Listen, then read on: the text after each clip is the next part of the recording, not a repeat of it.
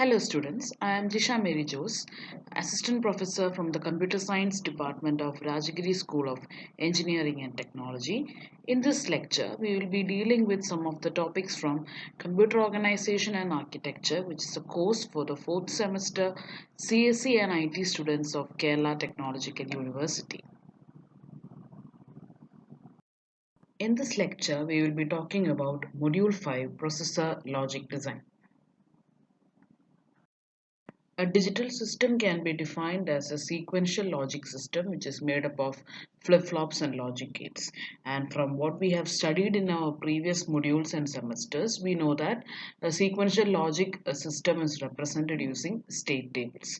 But if we try to represent a digital system using state tables, it is not practical or it is impossible because the number of components or number of states that are going to arise in the table will be very high.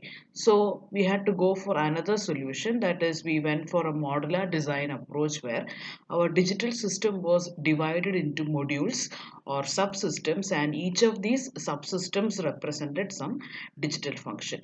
And this is how the modular design was introduced. But this solution was also found to be impractical because even if you represent a digital system using a modular design, at the elementary level these digital functions again had to be represented using state tables, because these digital functions were eventually sequential or combinational circuits itself. So we had to go for some high level mechanism to describe the functioning of a digital system. That is, we could not stay at the elementary level of flip-flops or logic gates. We had to go into a higher level, and that is why a higher level mathematical notation was introduced, and this higher level mathematical notation is known as register transfer logic. Thus, we introduce the new term known as register transfer logic. It actually uses a set of expressions and statements which resemble programming language statements. Here, the primitive components or the basic functional building block will be registers, and there will be a precise representation of the data flow and processing that is happening in the registers in this particular logic, and it also provides necessary tools for specifying the interconnections among digital functions. Okay, so this is what is known as register transfer logic. It uses a set of expressions and statements, and the registers will act as the primitive components, and we show the flow of data between registers using various options. The internal hardware organization of a digital computer can be very well explained by specifying four main components, which are the set of registers that corresponding digital computer contains and the functionalities, then the binary coded information that is stored in these registers, the sequence of micro operations that are performed on the data that is stored in these registers, and the control functions that initiate the sequence of micro operations. So if we can have some mechanism to define these four components, then we can very smoothly represent the working of a digital computer using this register transfer logic. So the basic components in the register transfer logic are, first one is registers. Registers are mainly used to store data, and registers are of different types. They can be buffer registers which store the data only, and it can be shift registers which can be used for shifting data to the left or right or in a circular form. Then we can have counters, which are registers which increment their content by one, and also we can have memory units. So these are the different kinds of registers possible. Next one is binary information. Binary information can be either binary numbers or BCD numbers or even alphanumeric characters or any other kind of control information. Next one is micro operations. They are operations that are performed on the binary information or the data that is stored in the registers. And the operations can be shift operations, count operations, arithmetic operations like add, then clear operations, loading operations, etc. And all these operations can be done either serially or parallelly. And the last one is control functions. They are the timing signals that sequence the micro operations that are happening on the binary information stored in registers.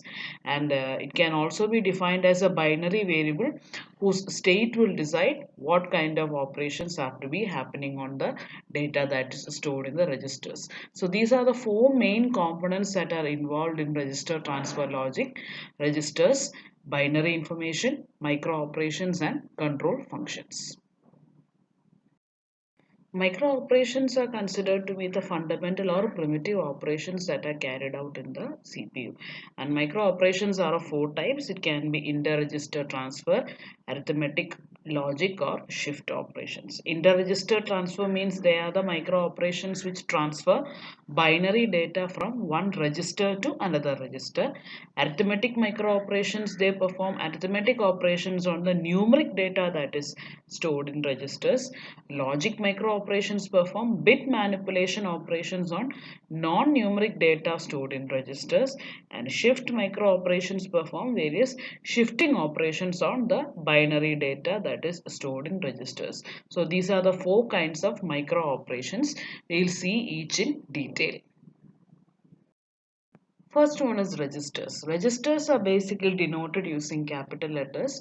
For example, if you have some registers like accumulator or base register, they are represented using letters like A, B, and general purpose registers like R1, R2, etc. And some special purpose registers like instruction register standing for IR, and then MAR, which represents the memory address register, etc. So whatever it may be, registers are usually represented using capital letters.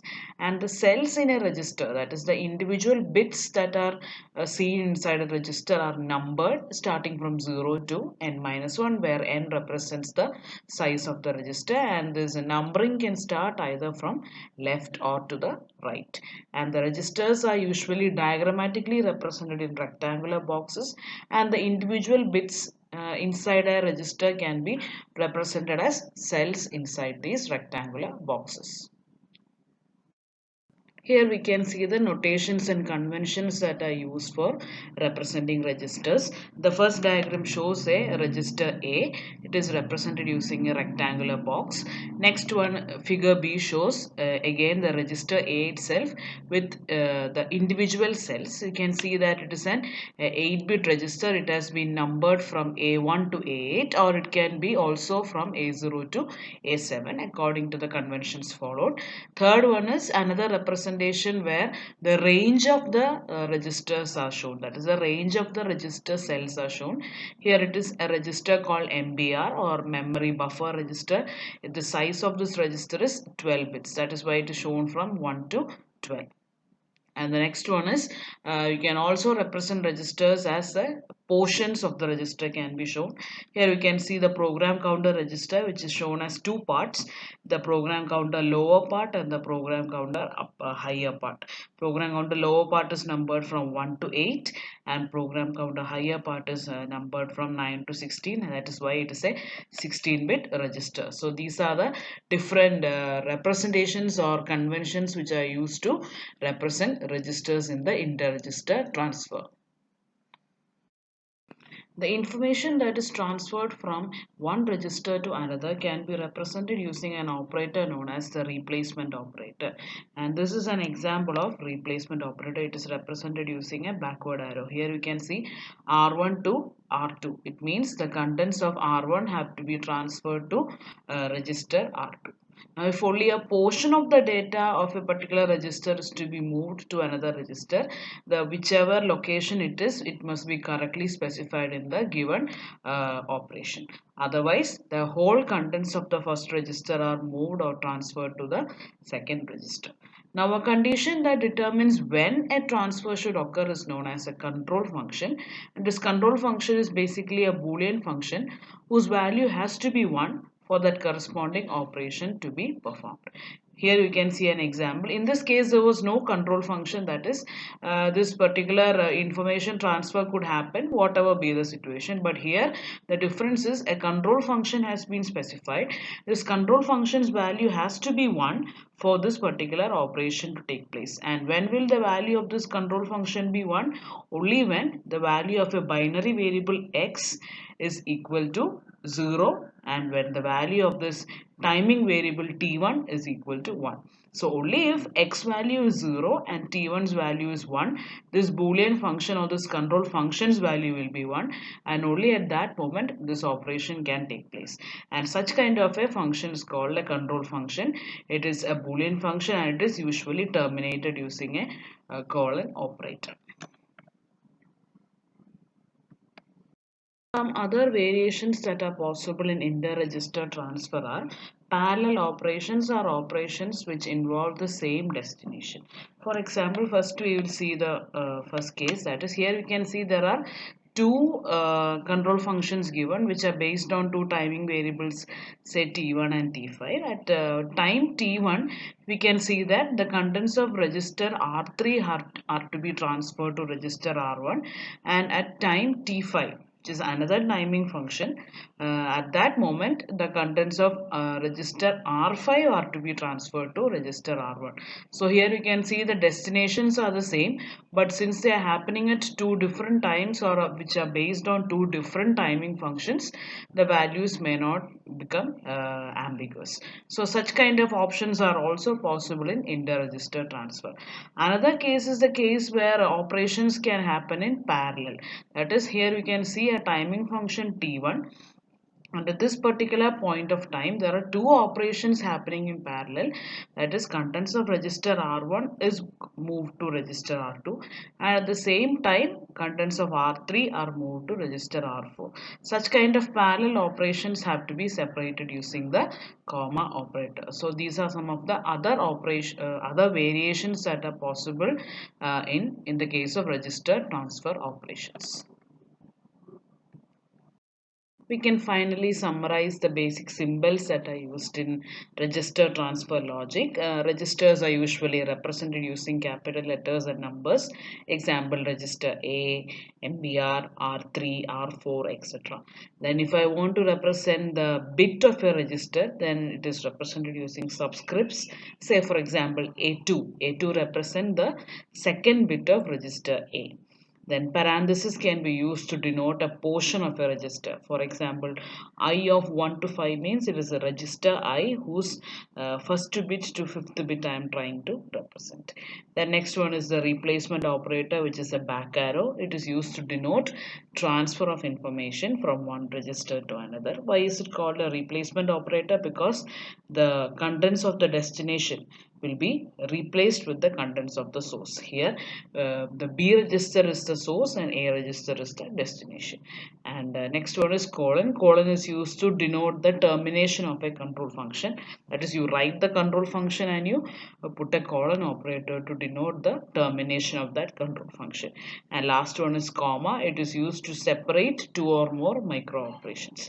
Here you can see performing the movement of data from B to A and then A to B. These two operations are separated using the comma operator.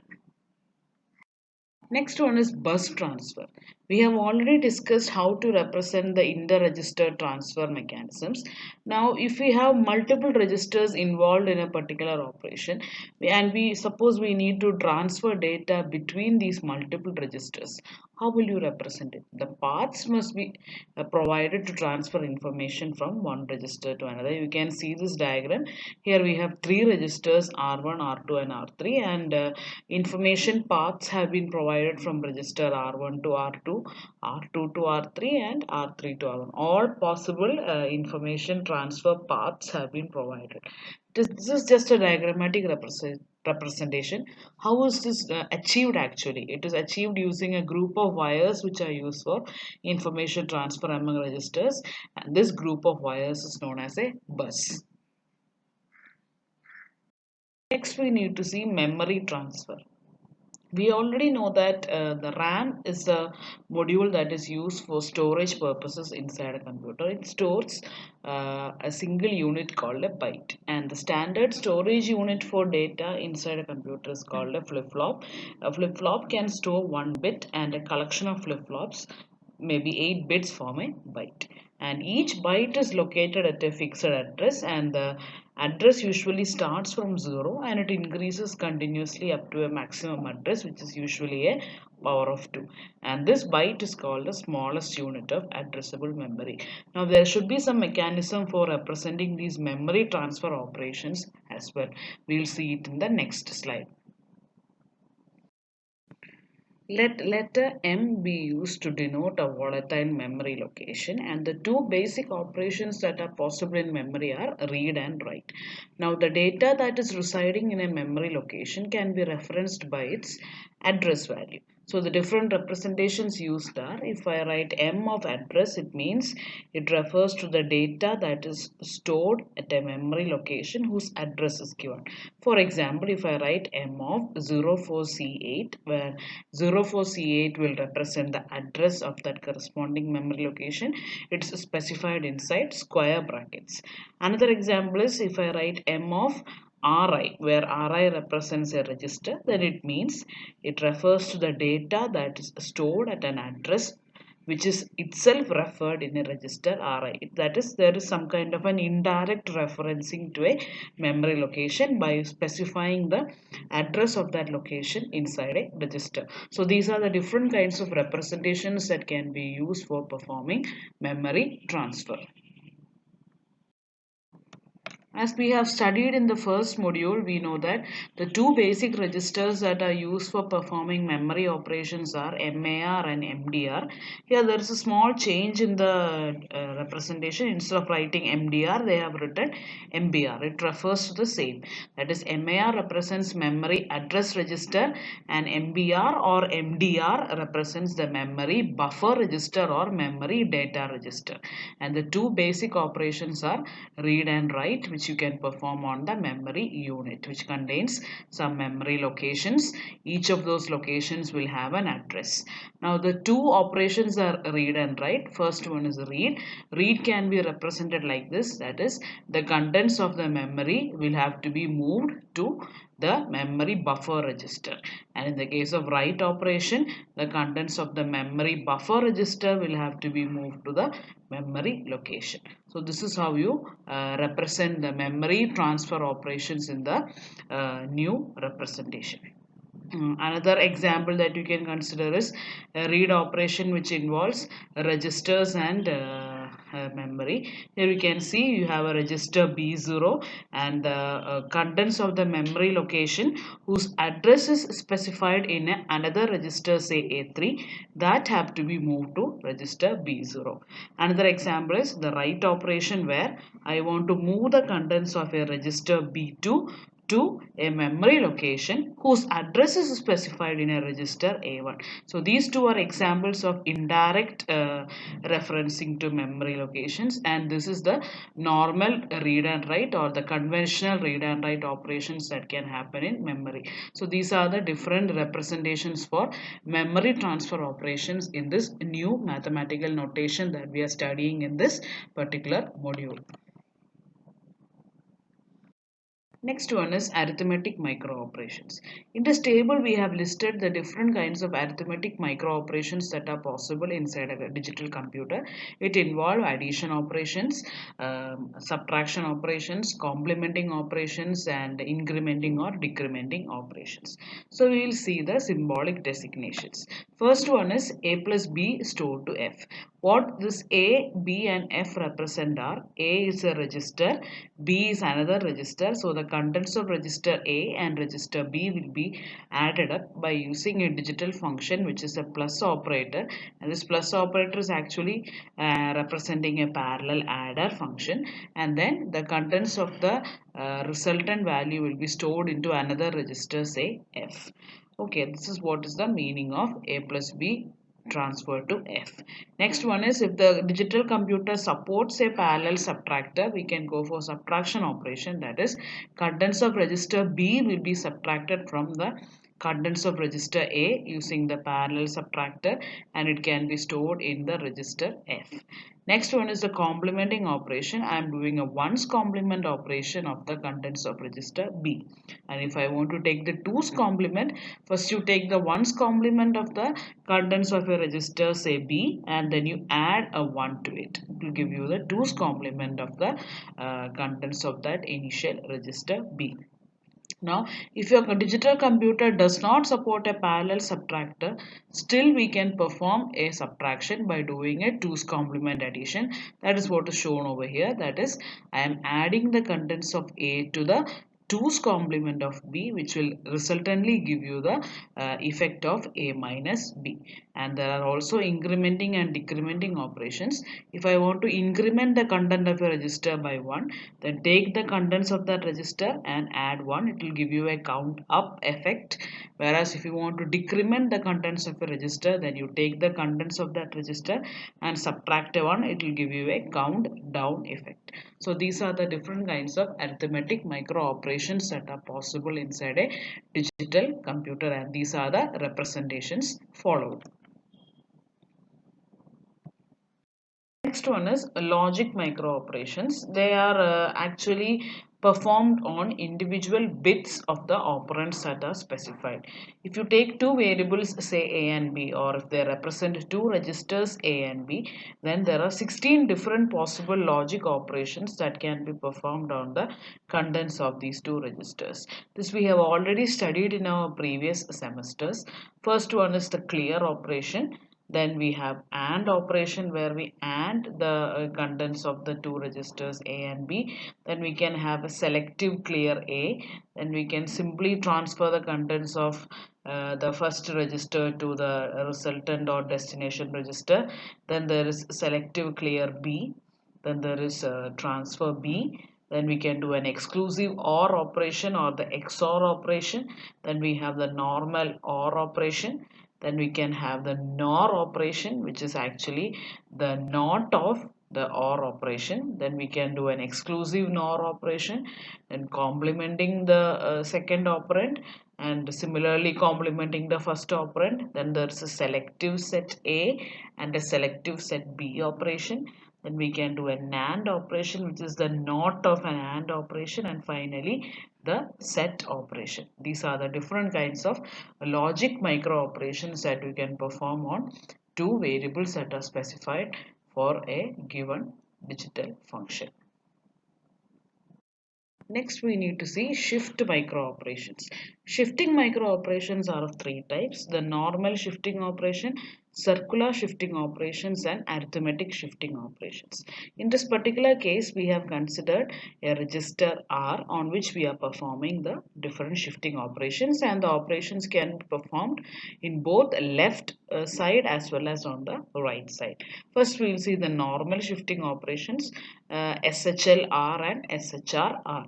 SHLR means we shift the contents of a register R by one position to the left. That is, each bit is shifted one position to the left. So here what happens is the most significant bit of that original contents of register R will be lost, and the last position, that is the least significant position, will be empty and it will contain a zero value.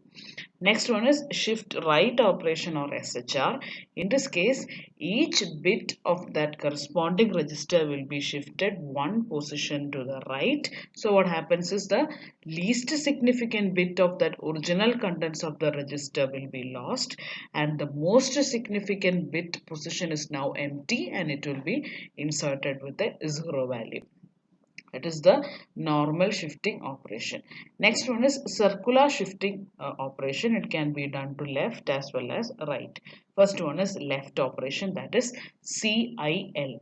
In circular shift left, the only difference is the bit that is coming out of the register will not be lost. That is, when I am performing a shift left operation, the most significant bit that is coming out of the register, it is not lost, it will be inserted into the least significant position, which is now empty.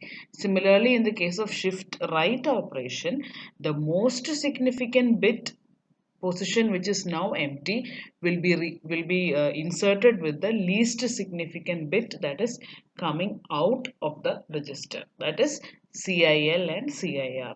And the last one is arithmetic shifting. In arithmetic shifting, if I am doing ASHL operation or arithmetic shift left operation, what happens is every bit will be shifted to the left by one bit, and obviously the most significant bit will be lost, and the least significant position which is now empty will be inserted with a 0.